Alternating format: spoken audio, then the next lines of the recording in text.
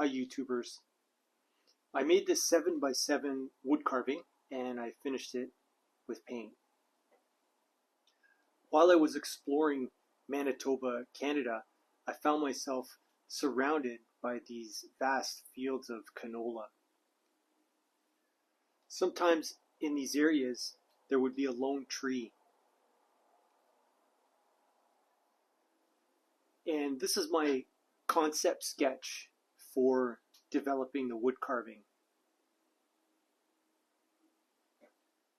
I hope that you like and enjoy my work. My name's Eric.